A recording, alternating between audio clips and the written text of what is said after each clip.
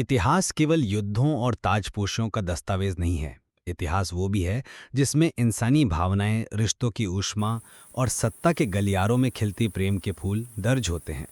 ये कहानी है एक ऐसे सम्राट की जिसने संसार को अनगिनत स्मारक दिए, लेकिन दुनिया ने उसे अमर किया उसकी मोहब्बत की कहानी से। ये कहानी है शाहजहां और मुमताज की, रोमांस और राजनीति की गुंथी हुई दास्तान।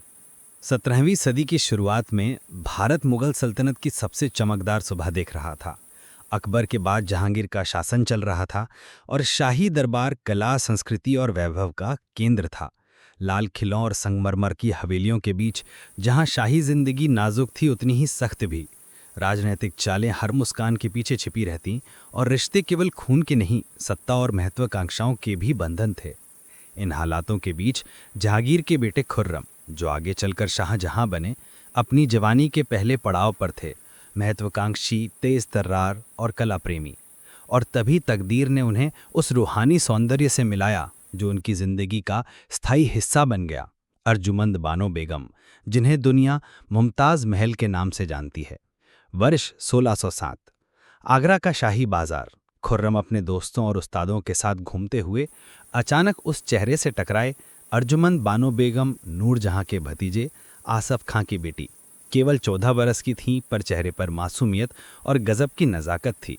कहते हैं पहली नज़र में ही खुर्रम ठिठक गए। उनके दिल ने एक नया सुर छेड़ दिया। वे कोई साधारण आकर्षण नहीं था, बल्कि एक अनकहा एहसास, जैसे उनकी तकदीर उन्हें एक नए सफ़र की ओर धकेल रही हो। मुगल इतिहासकार लिखते हैं कि उस मुलाकात ने खुर्रम की जिंदगी की दिशा बदल दी। उन्होंने ठान लिया था कि ये लड़की उनकी जिंदगी का हिस्सा बनेगी, चाहे रास्ता कितना भी कठिन क्यों ना हो। मगर मुगल दरबार में रिश्ते सिर्फ प्रेम पर नहीं टिकते थे, वे सत्ता पर भी टिकते थे। खुर्रम की शादी का निर्णय एक राजनीतिक औजार था और उनके लिए पहले से ही अन्य रिश्तों की योजना बनाई जा रही थी। जहांगीर और उनकी पत्नी नूरजहां की राजनीति अलग दिशा में थी। नूरजहां खुद सत्ता की चतुर खिलाड़ी थीं, जिनके इरादों में अपने परिवार की ताकत बढ़ाना शामिल था। ऐसे माहौल में खुर्रम और अर्जुमंद का रिश्ता आसान नहीं था। खैर, खुर्रम ने हार नहीं मानी। उन्होंने 5 बरस इंतजार किया। 5 बरस तक एक वादे को दिल में संजोए रखा कि जब वक्त आएगा वे अर्जुमंद को अपनी बेगम बनाएंगे। 1612 में इंतजार का फल मिला और खुर्रम और अर्जुमंद बानो का निकाह संपन्न हुआ। शादी शाही ठाट बाट से हुई, पर उसके पीछे छिपी भावनाएं कहीं गहरी थीं। खुर्रम ने अर्जुमंद को मुमताज महल की उपाधि दी, महल की सबसे प्यारी और सम्मानित। ये सिर्फ एक नाम नहीं था, बल्कि वो जगह जो हमेशा उनके दिल में बसी रहेगी। इतिहासकार लिखते हैं कि शाहजहां ने मुमताज को केवल एक बीवी नहीं, बल्कि अपनी सबसे करीबी साथी माना। चाहे प्रशासनिक सलाह हो या निजी जीवन की उलझन, मुमताज हमेशा उनके साथ खड़ी रहीं। वे केवल रूप और प्रेम की प्रतिमा नहीं थी, वह राजनीति समझती और दरबार की बारीकियों से वाकिफ थीं। शाहजहां के जीवन के संघर्ष, दरबार की साजिशों, बगावतों और सत्ता की लड़ाइयों में उन्होंने उनका साथ दिया। एक दस्तावेज में आता है कि मुमताज अक्सर शाहजहां के साथ बैठकर योजनाएं सुनती और अपनी राय देती, और उनकी बातों को शाहजहां अनसुना नहीं करते थे। यही वह पहलू था जिसने इस प्रेम कहानी को साधारण से असाधारण बनाया। ये केवल दिल की नहीं, बल्कि दिमाग और इरादों की साझेदारी थी। मोहब्बत और राजनीति का ऐसा संगम जिसने मुगल इतिहास की दिशा तय की। 1612 से 1631 की 19 वर्षों की वैवाहिक यात्रा में मुमताज ने 14 संतानों को जन्म दिया। ये जीवन आसान नहीं था। महल की जिम्मेदारियां, सल्तनत की राजनीति और मां होने का संघर्ष, मगर शाहजहां का साथ उन्हें मजबूत बनाए जहांगीर की रखा। मौत के बाद जब शाहजहां ने गद्दी संभाली, मुमताज और भी मजबूत हुईं। वो केवल बेगम नहीं, बल्कि साथी थीं, जिनके कंधों पर एक साम्राज्य के भविष्य की जिम्मेदारी थी। शाहजहां और मुमताज की कहानी केवल दो दिलों का मिलन नहीं थी। ये एक ऐसा रिश्ता था जिसने साम्राज्य की नींव में प्रेम की नमी भरी। मगर हर प्रेम कहानी की तरह इस कहानी का भी एक मोड़ था, जहां सुख और मुस्कुराहट के पीछे दर्द और बिछड़न की छाया मंडराने लगी।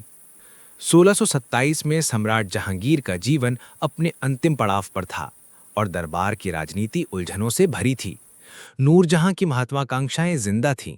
वो चाहती थीं कि उनका दामाद शहरयार ताज हासिल करे, पर शाहजहां, खुर्रम पहले ही अपनी योग्यता साबित कर चुके थे। उन्होंने कई युद्ध जीते, बगावतें दबाईं और सल्तनत की सीमाओं को मजबूत किया। सत्ता केवल तलवार से नहीं, बल्कि चालों और गठबंधनों से तय होती थी, और यहीं पर मुमताज की भूमिका सामने आई। कहा जाता है कि शाहजहां की सबसे बड़ी ताकत उनका साहस नहीं, बल्कि उनके दिल के करीब बैठी वो शख्सियत थी जो हर कदम पर उनका मार्गदर्शन करती। मुमताज ने समझा कि नूरजहां की पकड़ तोड़ने के लिए केवल तलवार नहीं, बल्कि राजनीतिक समझदारी भी जरूरी है। उन्होंने शाहजहां को सलाह दी कि वो सूबेदारों और उमराओं का समर्थन जीतें, और दस्तावेज बताते हैं कि मुमताज अक्सर गुप्त बैठकों में शामिल होती। पर्दे के पीछे बैठकर वो दरबारी सरदारों और महिलाओं के बीच संवाद करती और धीरे धीरे शाहजहां के लिए समर्थन तैयार करती। 1628 में आगरा का लाल किला। जहांगीर की मौत के बाद सत्ता संघर्ष अपने चरम पर पहुंचा। शहरयार हार गया और शाहजहां विजयी होकर गद्दी पर बैठे। ताजपोशी का समारोह भव्य था। आभा, नगाड़े, सुगंध और चमकते सिंहासन के बीच शाहजहां ने मुमताज की ओर नजर डाली। इतिहासकार लिखते हैं कि उस पल शाहजहां की आंखों में केवल एक चमक थी, क्योंकि उनके साथ वो थीं जिन्होंने हर मुश्किल में उनका हाथ थामा। शाहजहां सम्राट बने, मगर मुमताज उनकी रानी से कहीं बढ़कर थीं। वो दिल की शहंशाह थीं जिनकी राय और उपस्थिति दरबार की दिशा तय करती थी। शाहजहां का दौर मुगल वास्तुकला और कला का स्वर्ण युग माना जाता है। ताजमहल, लाल किला, जामा मस्जिद, ये तो आगे की गवाही है। पर सत्ता की बुनियाद सिर्फ पत्थरों से नहीं, बल्कि रिश्तों और न्याय से बनती है। कई राजनीतिक दस्तावेज बताते हैं कि मुमताज शाहजहां को कर प्रणाली, गरीबों की राहत और औरतों की सुरक्षा पर सुझाव देती थीं। उनकी सिफारिश पर कई विधवाओं को पेंशन मिली और कैदियों की सजाएं माफ की गईं। 1631 का दक्षिण का अभियान इस कथा का वह मोड़ था जहां मुमताज की आखिरी यात्रा और शाहजहां का गहरा दुख ताजमहल के बीच का अंकुरण बन गया। दक्षिण के युद्ध शिविर में मुमताज गर्भवती होकर भी शाहजहां के साथ गईं।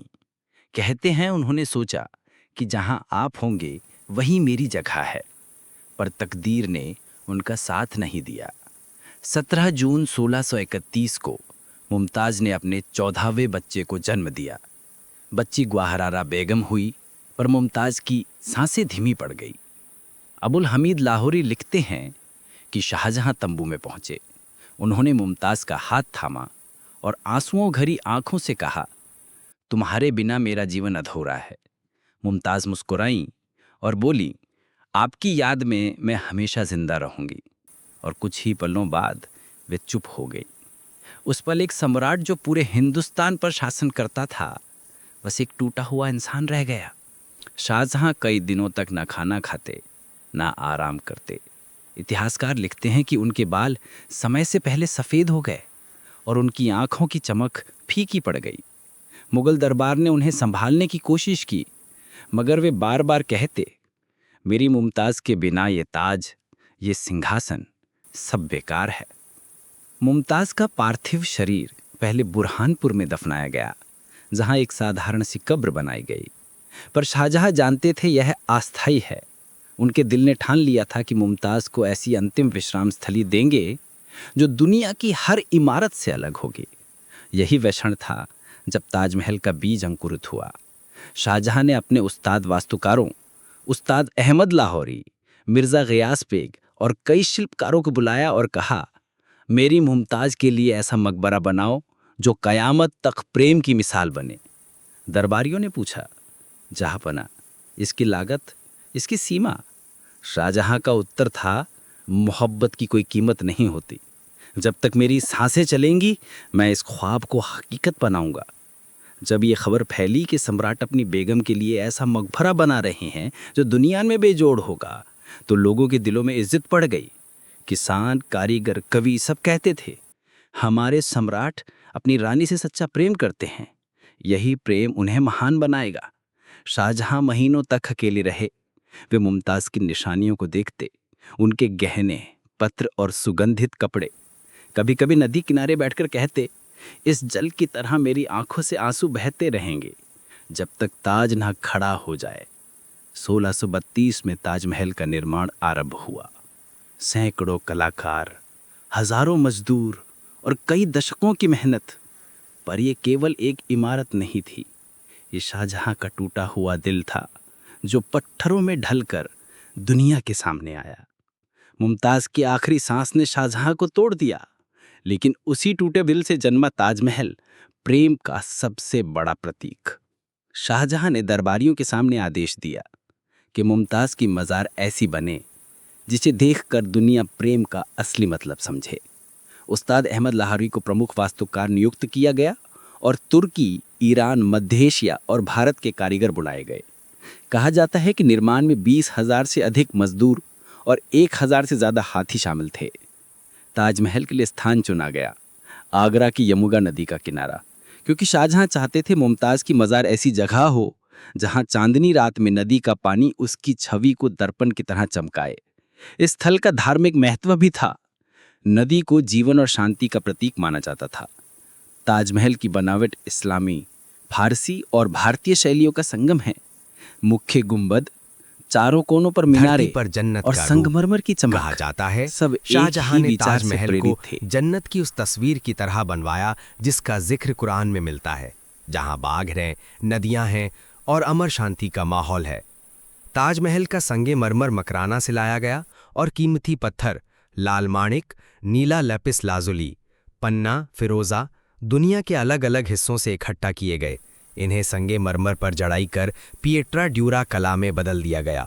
हजारों कारीगर दिन रात काम करते, कभी सूरज की तपिश में तो कभी चांदनी में। इतिहासकार लिखते हैं कि हर पत्थर पर कारीगरों का पसीना और शाहजहां का दर्द दर्ज था। पर इस भव्य निर्माण के पीछे राजनीति भी छिपी थी। दरबार में विरोधी कहते, जहां पनाह सल्तनत की तिजोरी जनता के लिए है, न कि एक मकबरे के लिए।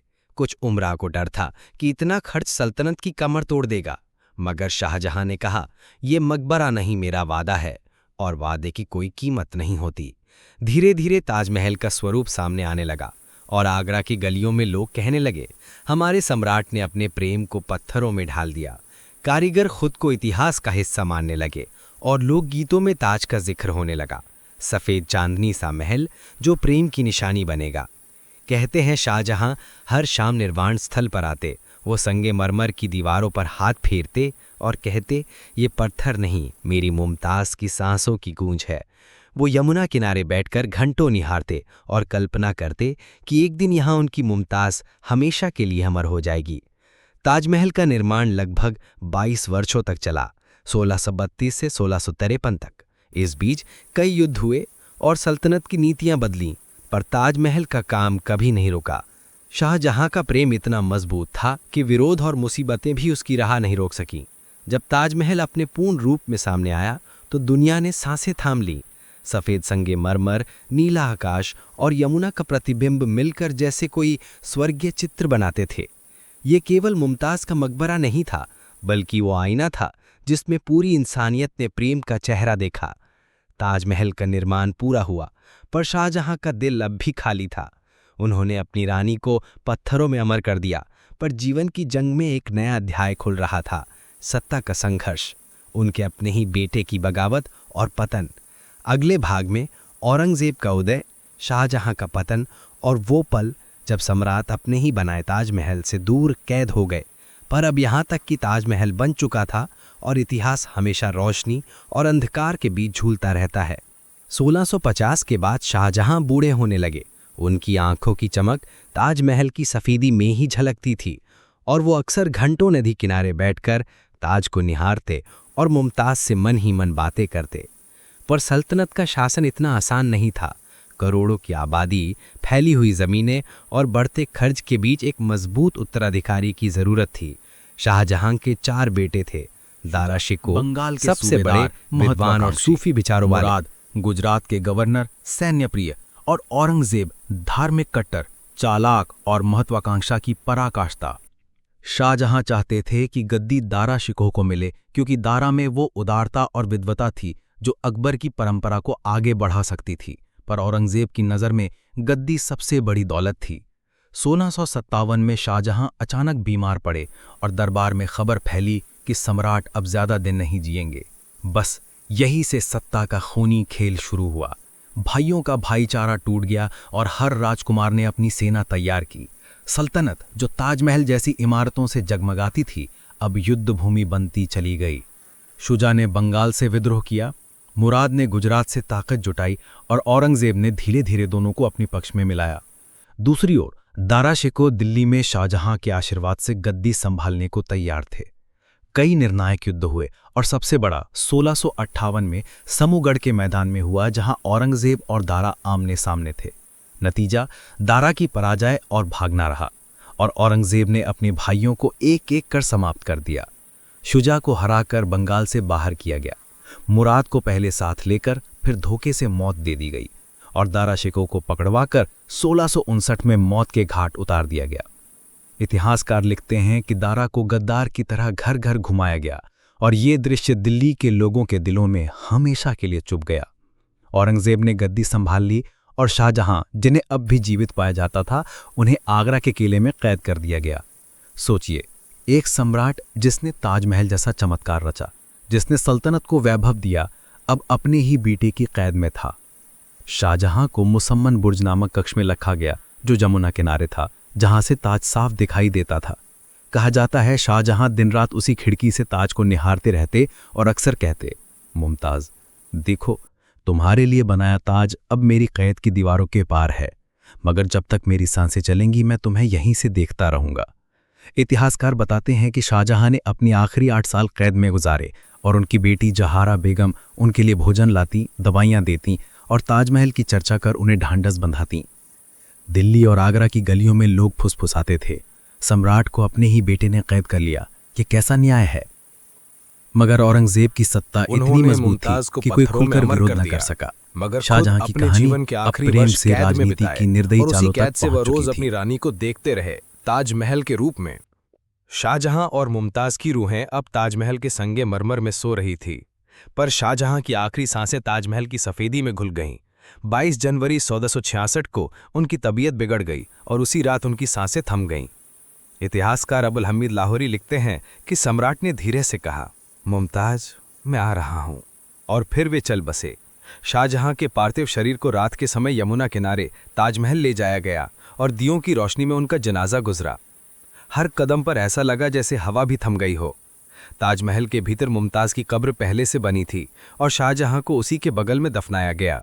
ये वो पल था जब 2 रूहें जो जीवन में कभी जुदा न हुईं, अब मौत के बाद भी साथ हो गईं।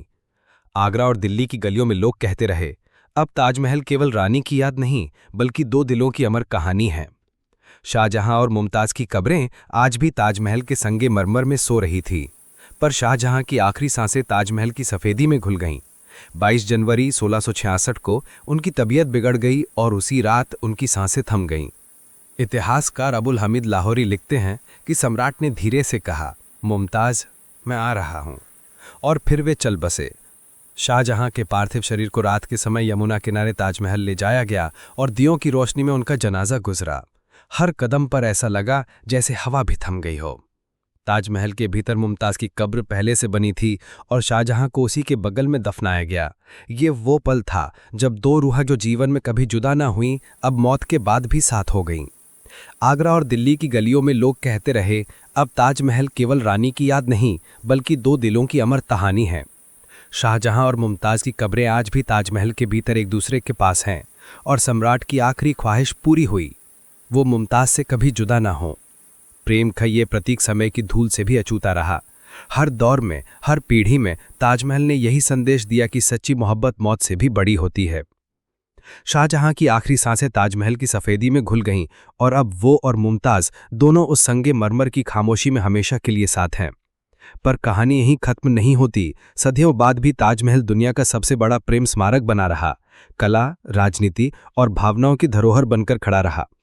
शाहजहां के बाद औरंगजेब ने शासन किया और औरंगजेब का ध्यान धार्मिक कट्टरता और युद्धों पर अधिक था।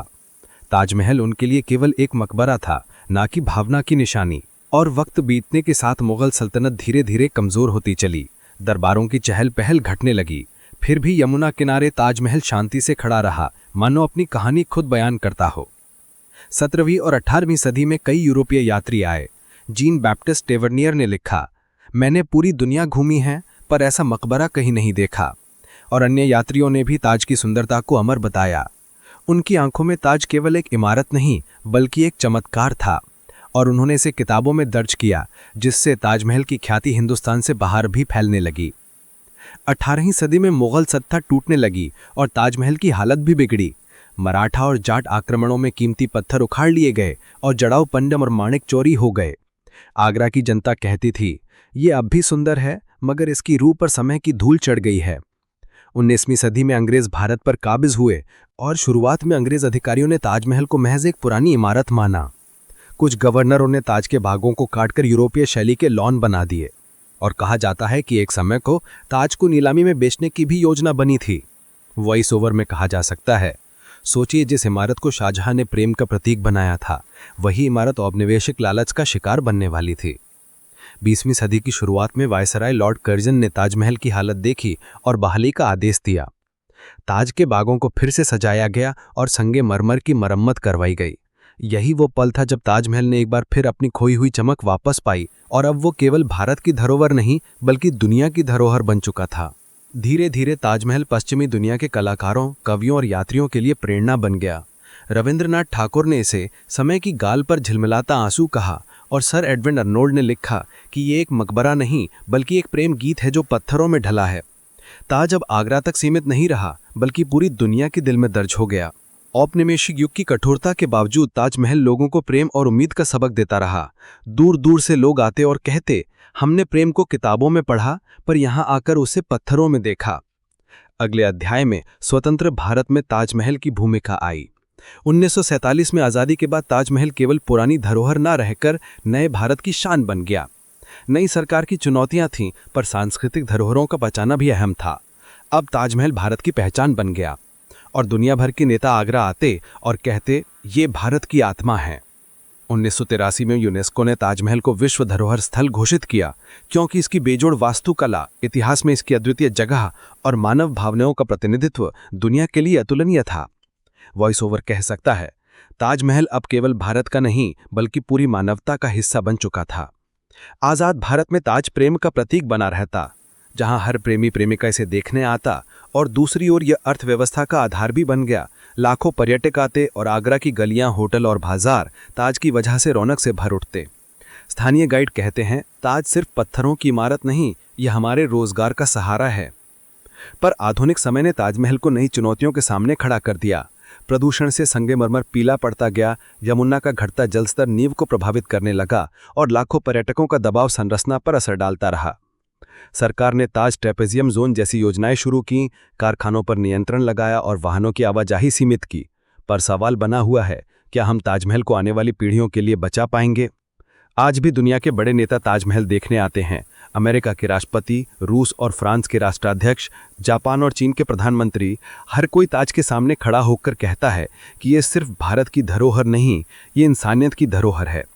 भारत के आम लोगों के लिए ताज अभी भी वही है, एक प्रेम कहानी की जीवित तस्वीर, जहां शादीशुदा जोड़े तस्वीरें खिंचवाते, कवि और गायक इससे प्रेरणा लेते और दुनिया कहती है कि अगर सच्चा प्रेम है तो उसकी मिसाल ताजमहल है। अक्सर नाजुक हो जाते हैं, पर ताजमहल हमें सिखाता है कि प्रेम केवल शब्द नहीं बल्कि वफादारी, बलिदान और साझेदारी है। शाहजहां और मुमताज का रिश्ता यही था, जहां प्रेम ने राजनीति की चुनौतियों का सामना किया और राजनीति ने प्रेम की ताकत को अमर कर दिया।